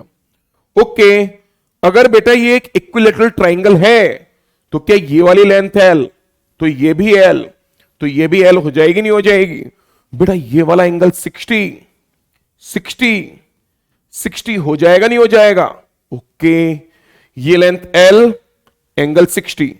तो बेटा अगर मैं एक परपेंडिकुलर ड्रॉप कर दूं, यहां से मैं एक परपेंडिकुलर ड्रॉप कर दूं, तो बेटा इसकी लेंथ कितनी हो जाएगी एल साइन 60। अब कोई बच्चा इसको भी नहीं समझ पा रहा है, कोई बात नहीं, देखो इधर, समझो इधर। बेटा मैं इस वाले ट्राइंगल पे आपका ध्यान लगवा रहा हूं, इस ट्राइंगल पे ध्यान लगाओ, फोकस करो इस वाले ट्राइंगल पे, इस वाले ट्राइंगल को गौर से देखो। इस वाले ट्राइंगल के अंदर अगर मैं साइन थीटा का फॉर्मूला लगा दूं, मान लो बेटा ये वाली लेंथ कितनी है जेड, कितनी लेंथ है बेटा, ये हाइट कितनी हो गई जेड। तो अगर मैं साइन 60 डिग्री का फॉर्मूला लगाऊंगा तो क्या परपेंडिकुलर हो गया बेटा जेड, बेटा हाइपोटेनस हो गया एल, क्या बेटा जेड की वैल्यू एल साइन 60 डिग्री के बराबर आ गई नहीं आ गई, हां कि ना। तो बेटा मैंने ये जो लंबाई एल साइन 60 बोली है, क्या आप लोग एग्री कर पा रहे हो नहीं कर पा रहे हो, कर पा रहे हो ना। तो बेटा ये वाली वैल्यू कितनी हो जाएगी, √3/2l। ओके सर, इसमें सेंट्रोइड कहां होता है, कितना दूर होता है सेंट्रोइड, बात समझो बेटा। जो सेंट्रोइड होता है ना, सेंट्रोइड वो इस पूरी लाइन को 2:1 में डिवाइड करता है, यानी कि जो भी लंबाई है ना उसका 2/3 पार्ट ऊपर, 1/3 पार्ट नीचे। तो बेटा कोई मुझसे अगर ऊपर वाले पार्ट के बारे में पूछेगा कि ये ऊपर वाले पार्ट की लंबाई कितनी हो गई, तो मैं क्या बोलूंगा, इस वाली लेंथ का 2/3। तो बेटा ये वाली लंबाई हो जाएगी √3/2l का 2/3। तो ये वाली वैल्यू सॉल्व करोगे बेटा तो l/√3 आ जाएगी। कितनी आ गई बेटा ये वाली वैल्यू, l/√3। यानी कि अगर मैं एक बात बोलूं कि एक इक्विलैटरल ट्रायंगल है, उसके सेंट्रोइड से वर्टाइसिस की दूरी बेटा कितनी हो जाएगी, l/√3। बेटा वापस से पीछे आ रहा हूं, ये तो मैंने बस ऐसे ही आप लोगों को समझाने के लिए ड्रॉ कर दिया। चलो मेन सवाल पे तो चले, हम तो सवाल से ही गुमराह हो गए। तो सवाल क्या कह रहा है बेटा, सेंटर के ऊपर, सेंट्रोइड के ऊपर रखा हुआ है Q charge, capital Q, corners के ऊपर रखे हुए बेटा स्मॉल क्यू, सारे चार्ज एक ही नेचर के, या तो प्लस प्लस प्लस या फिर माइनस माइनस माइनस। बात क्या चौपा रही है। तो आगे बढ़ते हैं। अब ये क्या पूछ रहा है, force on the charge capital Q. ये तो भाई सुपर इजी होने जा रहा है सवाल, सुपर इजी। क्या कह रहा है बेटा सवाल, ध्यान से सुनना बेटा। ये वाला चार्ज इस वाले चार्ज को क्या धक्का मारेगा, ये रिपेल करा। बेटा ये वाला चार्ज इस वाले चार्ज को क्या धक्का मारेगा, ये रहा। बेटा ये वाला चार्ज इस वाले चार्ज को धक्का मारेगा, ये रहा। बेटा यहां से यहां तक की डिस्टेंस क्या बेटा, कितनी हो जाएगी ये वाली डिस्टेंस, ये वाली डिस्टेंस हो जाएगी l/√3, जो अभी अभी मैंने आगे वाले पेज पे आप लोगों को एक्सप्लेन करा। बेटा इस वाले वर्टाइसिस से इस वाले सेंट्रोइड के बीच की दूरी कितनी हो जाएगी, l/√3। बेटा इस वाले वर्टाइसिस से सेंट्रोइड के बीच की दूरी कितनी हो जाएगी, l/√3। तो बेटा चार्ज भी बराबर, बेटा डिस्टेंस भी बराबर, तो बेटा ये फोर्स भी F F F बराबर हो जाएंगे, नहीं हो जाएंगे, क्यों, तीनों कॉर्नर्स के ऊपर जो चार्जेस है वो भी बराबर है, सेंटर के ऊपर रखा हुआ जो चार्ज है तीनों से बराबर बराबर दूरी पे है, तो क्या फोर्स भी बराबर लगेगा, नहीं लगेगा। तो हम लोग क्या बोलेंगे कि जो ये क्यू चार्ज है बेटा, इस वाले क्यू चार्ज के ऊपर जो फोर्सेज लग रहे हैं ना वो बराबर बराबर लग रहे हैं और बराबर बराबर एंगल पे लग रहे हैं। 120 120 120 एग्री कर पा रहे हो, नहीं कर पा रहे हो। और बेटा कभी भी बराबर बराबर फोर्स बराबर बराबर एंगल पे लगेंगे तो नेट फोर्स की वैल्यू बेटा कितनी हो जाएगी, 0। ये बात याद रखना। अगर मान लो 3 के बजाय 4 भी होते ना फोर्स, तो भी नेट फोर्स 0। कैसे, इधर F फोर्स, इधर F फोर्स, इधर F फोर्स, इधर F फोर्स, बराबर एंगल 90-90, तो भी 0। मान लो 5 फोर्स होते बराबर बराबर एंगल पे, तो भी 0। 6 फोर्स होते बेटा बराबर बराबर एंगल पे, वो भी 0 होता। तो ये बात कैच हो पा रही, तो बिल्कुल इजी सवाल निकला। सर इसमें कुछ और भी पता लगा सकते हैं क्या, बिल्कुल बेटा पता लग जाएगा। मान लो हम लोग खुद इस सवाल में एक नया सवाल जोड़ दें, हम लोग खुद ये पूछें कि भाई सेंटर वाले चार्ज पे तो 0 हुआ, इस वाले चार्ज पे बताओ कितना फोर्स आ रहा है, किस वाले चार्ज पे, इस वाले चार्ज पे। तो चलो बेटा अपन लोग इस कॉर्नर वाले चार्ज के ऊपर फोर्स निकालने चलते हैं। पहले इसको तो कॉपी कर लो, साइड हो जाता हूं बेटा मैं, कॉपी करो इसको, साइड हो गया बेटा मैं। तो चलो आगे बढ़ते हैं बेटा। इस वाले चार्ज को अलग से ड्रॉ कर लेता हूं, इस वाले डायग्राम को अलग से ड्रॉ कर लेता हूं और फिर उसके ऊपर बेटा फोर्स निकालते हैं। तो सारे बच्चे इधर ध्यान लगाओ, ये बेटा इक्विलैटरल ट्रायंगल बन गया है। इधर चार्ज बेटा कितना है, इधर चार्ज है स्मॉल क्यू। बेटा इधर चार्ज कितना है, स्मॉल क्यू। बेटा इधर चार्ज कितना है, स्मॉल क्यू। सबसे पहले एक बात का जवाब दो, क्या ये वाला क्यू चार्ज इस वाले क्यू चार्ज को रिपेल करेगा, रिपल्शन का फोर्स लगाएगा? ये फोर्स लग गया एक फोर्स F। बेटा ये वाला चार्ज क्यू इस वाले क्यू को क्या एक रिपल्शन का फोर्स लगाएगा? ये वाला फोर्स लग गया F। बेटा ये वाला एंगल अगर 60 तो बेटा ये वाला एंगल भी 60 हो जाएगा। बिल्कुल सर इस वाले फोर्स की वैल्यू कितनी है, चलो निकाल लेते हैं बेटा, क्या बड़ी बात है। क्यू क्यू डिस्टेंस कितनी L, तो K Q charge Q charge Q Q, distance कितनी बेटा एल, तो एल का स्क्वायर। क्या बेटा एफ की वैल्यू हमारे पास में आ गई? क्या बात कैच हो पा रही है? सर सेंटर वाला चार्ज तो रह गया। नहीं बेटा, नहीं भूला हूं, अभी लिख लेंगे। तो बेटा सेंटर के ऊपर चार्ज कितना है? Capital Q. बेटा आप लोग बताओ, ये वाली डिस्टेंस मैंने कितनी निकाली थी? L/√3। तो बेटा ये वाला क्यू चार्ज इस वाले क्यू को भी तो एक रिपेल्शन का फोर्स लगाएगा। इस वाले फोर्स को बेटा मैं नाम दे देता हूं F dash. F dash, F dash की वैल्यू बेटा कौन बताएगा? फटाफट सोचो। एफ डैश हो जाएगा के, ये वाला चार्ज क्यू, ये वाला चार्ज स्मॉल क्यू। डिस्टेंस कितनी बेटा? L/√3, तो L/√3 का स्क्वायर। तो एफ डैश की वैल्यू हमने निकाल ली L/√3 का स्क्वायर। थोड़ा सिंप्लीफाई कर ले तो के कैपिटल क्यू स्मॉल क्यू, 3 ऊपर L स्क्वायर नीचे। बेटा ये फोर्स आ गया हमारे पास में एफ डैश, एफ भी है हमारे पास में। तो चलो अब इस ऊपर वाले कॉर्नर वाले चार्ज के ऊपर नेट फोर्स निकाल लें। तो सारे बच्चे देखो बेटा, आप मुझे पहले एक वेक्टर की चीज बताओ। अगर एक रिजल्ट जो मैं आप लोगों को अब बताने जा रहा हूं, अगर पहले से मालूम है तो बढ़िया, नहीं मालूम है तो अभी देख लो। अगर बेटा बात सुनना, अगर कोई भी पॉइंट पर एक फोर्स F, दूसरा फोर्स भी F, और बीच में एंगल अगर 60 डिग्री हो, तो जो नेट फोर्स आता है ना बेटा, नेट फोर्स वो हो जाता है बेटा √3F।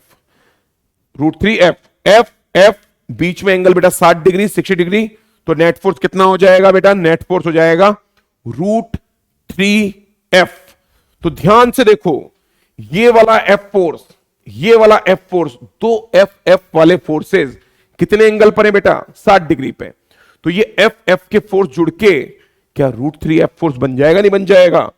तो इस वाले फोर्स को और इस वाले फोर्स को जोड़ोगे तो ऊपर फोर्स आ गया बेटा √3 टाइम्स F। अच्छा F डैश तो पहले ही ऊपर लग रहा था, तो F डैश को भी यहां पर जोड़ देंगे। तो बेटा टोटल फोर्स कितना हो गया? F डैश को उठाओ, इधर रखो, 3K capital q small q upon L square. बेटा √3F लिख दो, तो √3F की वैल्यू बेटा कितनी हो गई? K q square upon L square. आ गया आंसर, सुपर सिंपल, लिख लो इसको। कितना आया answer? 3 times K capital q small q upon L square, √3 times K small q का स्क्वायर अपॉन L स्क्वायर। कोई बच्चा बोले सर कॉमन भी तो ले लें टर्म्स, ले लो कोई बात नहीं। तो बेटा टर्म्स को कॉमन ले लें अगर, तो देखो K अपॉन L स्क्वायर आ गया कॉमन, और क्या बचा? Q को भी कॉमन ले लो। ओके, तो अब क्या आ गया बेटा? इधर बचा है 3 कैपिटल क्यू, इधर क्या बचा बेटा? √3 स्मॉल क्यू। तो बेटा ये भी टर्म आ जाएगी थोड़ा सिंप्लीफाई करने पे। ये नेट फोर्स है बेटा ऊपर वाले कॉर्नर वाले चार्ज पे। अब कोई बच्चा बोले सर ये ऊपर वाला चार्ज जितना फोर्स फील कर रहा है, ये तो इक्विलेटरल ट्राइंगल है, एकदम सिमेट्रिकल है, तो क्या जितना फोर्स नेट इस वाले चार्ज ने फील किया, क्या उतना ही फोर्स नेट इसने भी फील किया होगा? बिल्कुल करेक्ट, एकदम सही बात। तो क्या उतना ही फोर्स बेटा इस वाले चार्ज ने भी फील किया होगा? एकदम करेक्ट, एकदम सही बात। बात कैच हो पा रही है आप लोगों को? फटाफट लिखो, फटाफट लिखो। मैं फिर से बता दूं, हम लोगों ने इन दोनों फोर्सेस को जोड़ के √3F ये ऊपर की तरफ लिखा। हम लोगों ने इस वाले F डैश को ऊपर की तरफ पहले ही बना रखा था, जोड़ दिया। सर F और F डैश की वैल्यू कहां पर लिखी हुई है? बेटा ये रही फोर्स F की वैल्यू, बेटा ये रही फोर्स F डैश की वैल्यू। F को उठाया यहां रखा, F डैश को उठाया यहां रखा, ये वैल्यू आई, सिंप्लीफाई करी। बात कैच हो पा रही है? साइड हो जाता हूं बेटा मैं, जल्दी से लिखो, कॉपी करो। तो बेटा लिख लिया आप लोगों ने? तो चलो बेटा आगे बढ़ते हैं, अगले सवाल को देखते हैं। तो बेटा अगला सवाल क्या है? ये थोड़ा अच्छा सवाल है, इसको आप थोड़ा ठीक ठीक सवाल में काउंट कर सकते हो। सवाल को बेटा पढ़ते हैं, पहले समझते हैं सवाल क्या है। और बेटा ये वाला सवाल थोड़ा सा 11th क्लास का कॉन्सेप्ट लेके आया। सर कौन सा कॉन्सेप्ट आ गया 11th क्लास का? बेटा सर्कुलर मोशन के चैप्टर में सेंट्रीपिटल फोर्स नाम का एक पोर्शन होता है, उस सेंट्रीपिटल फोर्स का हल्का सा कॉन्सेप्ट यूज होगा। सर हमको तो आता ही नहीं है, कोई बात नहीं, बता देंगे, साइड में समझा देंगे, पहले सवाल तो पढ़ लो, सवाल तो समझ लो सवाल क्या कह रहा है, फिर देख लेंगे। बेटा ये कह रहा है 3 equal point charges of charge plus Q each are moving along a circle. अच्छा सवाल है, गुड, इसको लिख सकते हो गुड, ये ठीक सवाल है। ठीक है, 3 equal point charges of charge plus Q each are moving along a circle of radius R. बेटा ये वाला क्यू, ये वाला क्यू, ये वाला क्यू अगर नहीं दिख रहे तो मैं बना देता हूं। यहां पर प्लस क्यू चार्ज है, यहां पर प्लस क्यू चार्ज है, यहां पर प्लस क्यू चार्ज है। बात क्या छुपा रही है? और ये चार्जेस बेटा सर्कल के अंदर घूम रहे हैं, बात समझ में आ रही है? और सेंटर के ऊपर बेटा चार्ज है माइनस का 2q, और ये बेटा रेडियस कितनी है? आर, आर के बराबर की रेडियस है, आर के बराबर की। तो बेटा ये चार्जेस सर्कल के अंदर घूम रहे हैं। अब जिन बच्चों को सर्कुलर मोशन के फंडे याद होंगे उनको तो दिक्कत नहीं है, लेकिन जिन बच्चों को याद नहीं है उनके लिए मैं अगले पेज पे जा रहा हूं, थोड़ा सर्कुलर मोशन की बातें याद दिला दूं, कोई सर्कुलर मोशन से कनेक्टेड जो सेंट्रीपिटल फोर्स है उसकी बातें याद दिला दूं। बात सुनो, फिर आएंगे बेटा इस सवाल पे। बेटा अगर कोई भी पार्टिकल सर्कुलर मोशन कर रहा है, जैसे लेट अज्यूम ये एक m मास का पार्टिकल है बेटा, और ये r रेडियस के अंदर v स्पीड से भाग के सर्कुलर मोशन कर रहा है, तो आप एक बात कंफर्म तौर पे समझो, कोई तो एक ऐसा फोर्स होगा जो इस पार्टिकल की डायरेक्शन में देखो हमेशा मोड़ रहा है। अभी पार्टिकल जा रहा है इधर, थोड़ी देर बाद में पार्टिकल जाएगा इधर, थोड़ी देर बाद में जाएगा इधर, यानी कोई तो एक ऐसा फोर्स होगा जो इस पार्टिकल की वेलोसिटी को लगातार मोड़ रहा है। बेटा उस फोर्स को बोलते हैं सेंट्रीपिटल फोर्स। वो फोर्स कहां लगता है? सेंटर की तरफ, सेंटर की ओर। कितनी होती है बेटा सेंट्रीपिटल फोर्स की value? M V square by R. R ये वाला ही आर है, चाहो तो स्मॉल आर लिख दो या कैपिटल आर, जो भी आपका मन करे। चलो इसको कैपिटल आर कर देते हैं, कैपिटल आर। तो कितना हो गया बेटा centripetal force? M V square by are.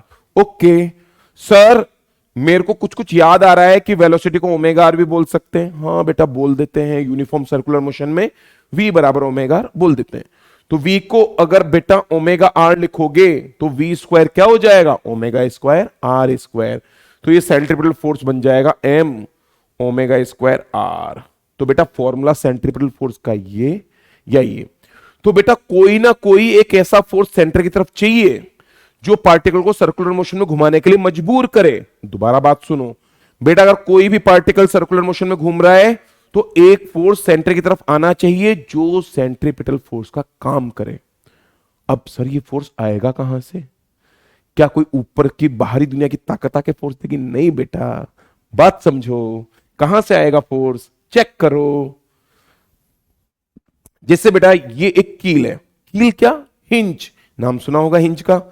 Hinge से बेटा एल लेंथ की एक रस्सी बांध दी और एक एम मास के पार्टिकल को v स्पीड से अपन लोग एक सर्कुलर मोशन में घुमा रहे हैं।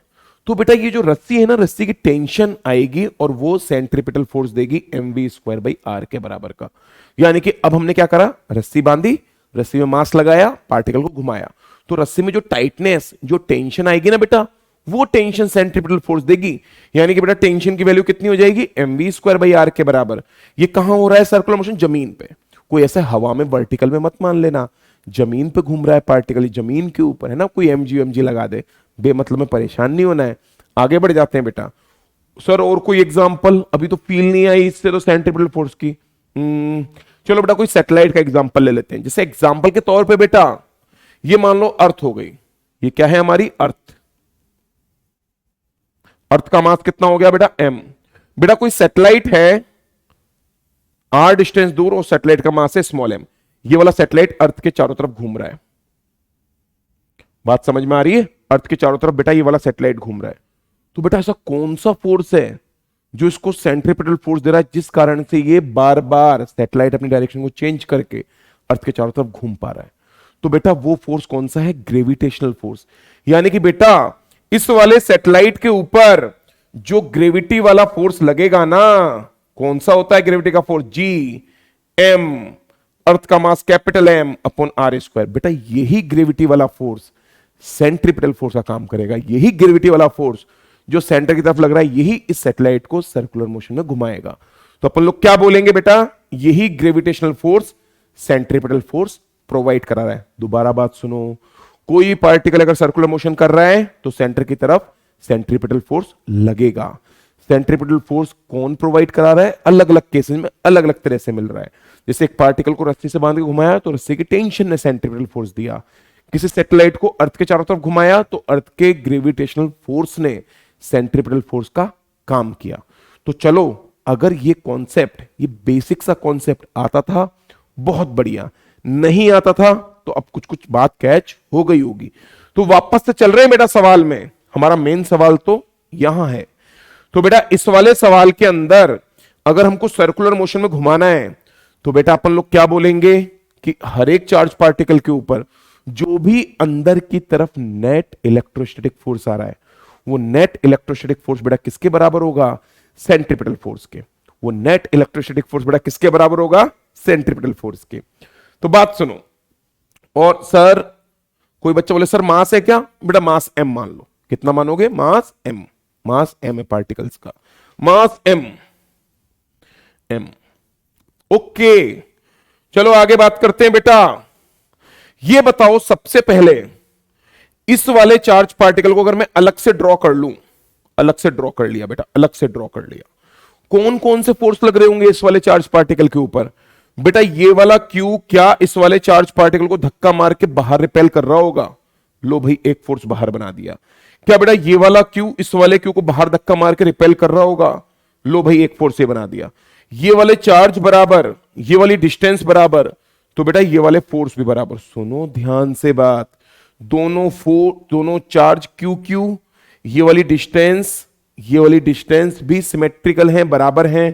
तो जो इन दोनों चार्जेस ने फोर्स लगाया बेटा, वो फोर्स भी बराबर हो जाएगा, वो फोर्स भी बराबर हो जाएगा। अब कई बच्चे ज्योमेट्री में थोड़ा परेशान हो रहे होंगे तो मैं उनको बता देता हूं। ये R और ये वाला एंगल 120, तो बेटा ये हो जाएगा √3r। ये R एंगल 120 √3r। सर ये 120 कैसे? बेटा बराबर बराबर 3 एंगल में डिवाइड कर दो 360 को, 120 आ जाएगा। R angle 120 √3r। बात क्या चौपा रही है? तो अभी पूरा का पूरा ध्यान इस वाले चार्ज पे लगाओ, क्योंकि जैसा फोर्स इस पे वैसी फोर्स इस पे, कोई दिक्कत ही नहीं है। जैसा फोर्स इस पे वैसी फोर्स इस पे। तो मैं अब इस वाले चार्ज पे जा रहा हूं बेटा, तो F फोर्स इसने लगाया, F फोर्स इसने लगाया, एंगल हो गया बेटा 60। क्या ये -2Q क्या इसको नीचे खींचेगा? हाँ भाई खींचेगा। कितना फोर्स लगाया? मान लो F डैश। क्या मैंने अभी अभी इसी क्लास में कुछ देर पहले आप लोगों को बताया है कि दो फोर्स FF अगर 60 डिग्री पे हो तो जुड़ के कितना हो जाता है? √3f। अगर नहीं याद आ रहा है तो वेक्टर फॉर्म, वेक्टर जोड़ने का फॉर्मूला याद करो, अंडर रूट में a² + b² + 2ab cos θ। बेटा उससे जोड़ के देखना, √3f आ जाएगा। तो बेटा ऊपर की तरफ कितना फोर्स लगा? ऊपर की तरफ लगा FF एंगल 60। कितना हो गया बेटा ये? √3f। नीचे कितना हो गया बेटा? F dash. चलो अब मिलके अपन लोग F डैश और √3f की वैल्यू निकाल लें। बेटा F डैश फोर्स कौन सा है? जो इसने इसके ऊपर लगाया है। तो चलो, K चार्ज कितना? 2Q। ये वाला कितना? Q। कोई बच्चा फिर से सोच रहा हो सर माइनस क्यों नहीं ले रहे हो? बेटा मैंने डायरेक्शन ऑलरेडी अट्रैक्टिव नीचे की ओर कर दी है। F डैश को मैंने बेटा ऑलरेडी नीचे की ओर लिया है, तो मैं ऑलरेडी माइनस साइन को काउंट अपने दिमाग में कर चुका हूं, ऑलरेडी डायरेक्शन में सेट कर चुका हूं। तो K 2Q charge, Q charge. Distance कितनी है बेटा? यहां से यहां तक की डिस्टेंस R, तो R²। क्या अब साथ आ पा रहे हो? अब बात कैच हो पा रही है? चलो अब ऊपर वाला फोर्स भी लिख देते हैं। तो √3f। F बेटा कौन सा फोर्स था? जो इस वाले चार्ज ने इस वाले चार्ज के ऊपर लगाया। डिस्टेंस कितनी है बेटा? √3r। चलो मिलके फोर्स लिखें। तो बेटा √3 F कैसे लिखोगे? K Q Q, K Q Q। ये वाली डिस्टेंस कितनी है? √3r। तो √3r का स्क्वायर करोगे तो कितना हो जाएगा? 3r²। तो बेटा ये बना ऊपर वाला फोर्स, बेटा ये बना नीचे वाला फोर्स। दोनों ऊपर नीचे वाले फोर्स को बेटा माइनस करोगे ना, माइनस करोगे ऊपर नीचे वाले फोर्स को, तब जाके नेट फोर्स मिलेगा नीचे की तरफ। मैं दोबारा बोल रहा हूं, ऊपर की तरफ फोर्स आया √3F, नीचे की तरफ फोर्स आया F'। √3F ऊपर वाला ये रहा, F' नीचे वाला ये रहा। दोनों को बेटा जब माइनस करोगे तब नीचे की तरफ का नेट फोर्स मिलेगा। तो बेटा मैं नीचे की तरफ वाला नेट फोर्स निकालने जा रहा हूं, फटाफट देखो। तो मुझे कोई बोले कि भाई F नेट नीचे की ओर जो आया वो कितना हो जाएगा, तो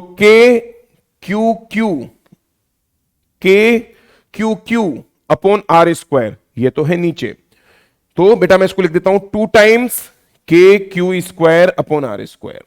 और ये वाला फोर्स से ऊपर, यानी कि माइनस कर देते हैं, KQ² अपॉन √3R²। ठीक है, ऊपर वाले √3 से नीचे वाले 3 को काटा बेटा, तो √3 नीचे बचा।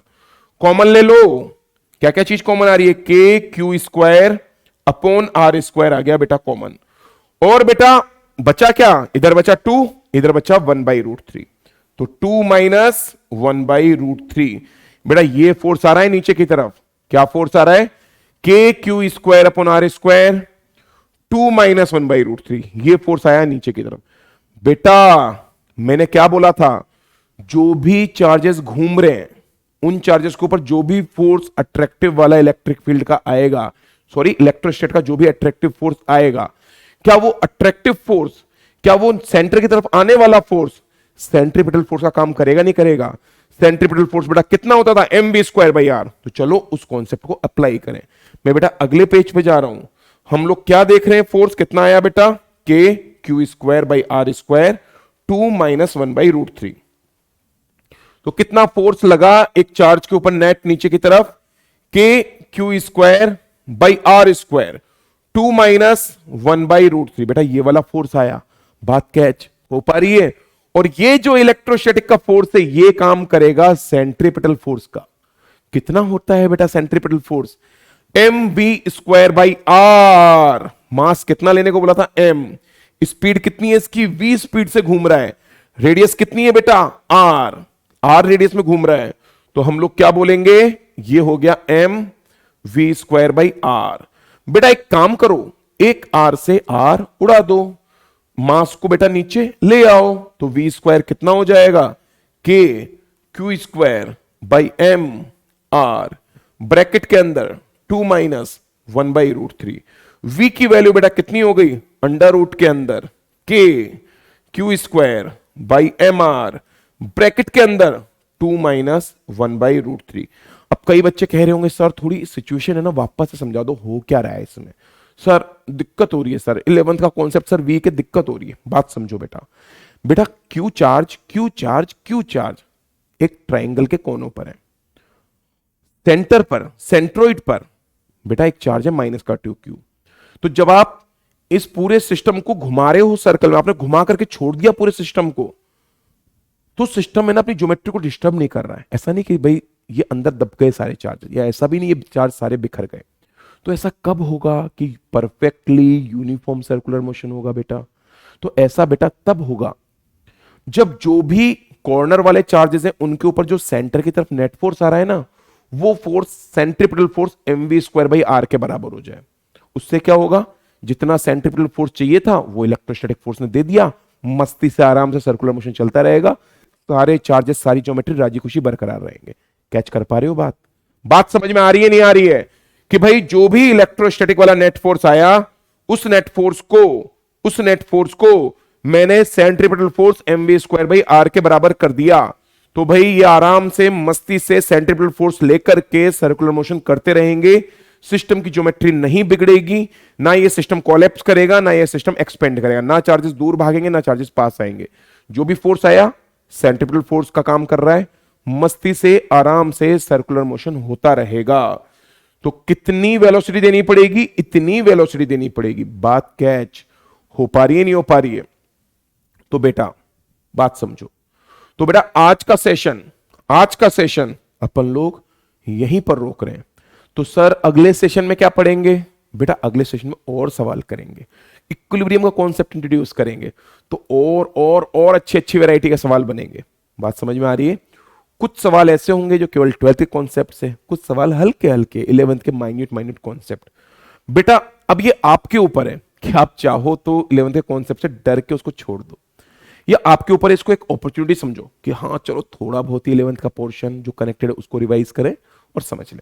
और जिन लोगों का अच्छा है 11th का कॉन्सेप्ट वो तो बढ़िया ही चल रहा है, कोई दिक्कत वाली बात ही नहीं है। तो बेटा एक बार इन सारी चीजों को रिवाइज करना, तब अगला लेक्चर देखना।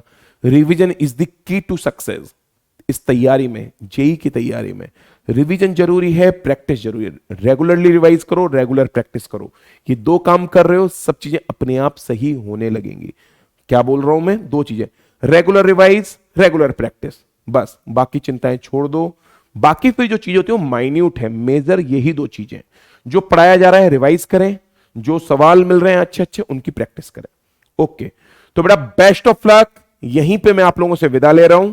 अगले सेशन में मिलेंगे और भी अमेजिंग सवालों के साथ में, और अच्छी अच्छी थ्योरी के साथ में, और अच्छे अच्छे सवालों की प्रैक्टिस के साथ में। Best of luck again.